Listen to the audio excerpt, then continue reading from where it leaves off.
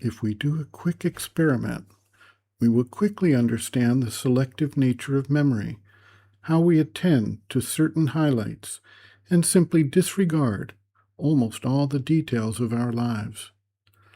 Think about what happened yesterday. What time did you awaken? What did you do? And at what time do you do it? What clothes did you wear? What did you eat? Who did you speak with? And about what subjects and when during the day? Did you go somewhere? What did you do? And how did you get there? Etc., etc. Virtually everyone confronted with these questions will find that a few highlights remain in memory, and there is a vague sense of what happened, but most of the details have already escaped us. Now reflect back on what happened last week, last year, or 10 years ago. The further back we go, the less details appear fresh in our minds. If we go back to childhood, we find that there is little we remember in detail.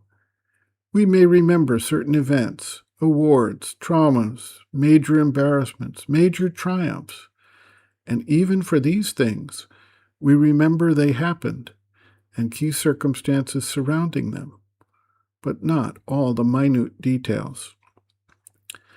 This is the nature of our mental memory. It provides us a key insight, however, to the psychic memory that transcends this particular lifetime.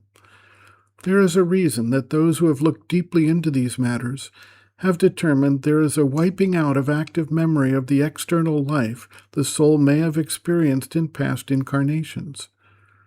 If we cannot even remember the events of the current lifetime, why would we believe that we can remember the events of past lifetimes, different incarnations, different physical, vital, and mental formations, different ego personalities? Add to this the factor of the type of memory the psychic being actually attends to. It is not concerned with any of the factors of the external being, but of those highlight events and circumstances directly affecting the soul's growth and development through time. The mother notes, quote, "Apart from the things that were in your immediate surroundings at that moment, apart from that moment of contact with your psychic being, nothing remains. Once the privileged moment passes, the psychic being plunges into an inner somnolence, and the whole outer life melts into a gray monotony, which does not leave any trace. Besides, it is almost the same phenomenon as what happens in the course of the life that you lead at present.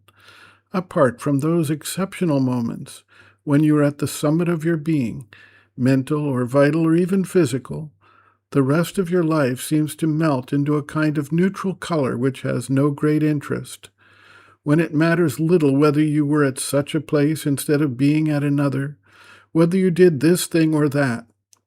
If you try to look at your life all at once in order to gather, as it were, its essence, the 20 or 30 or 40 years behind you, you will see rise up spontaneously 2 or 3 images which were the true moments of your life.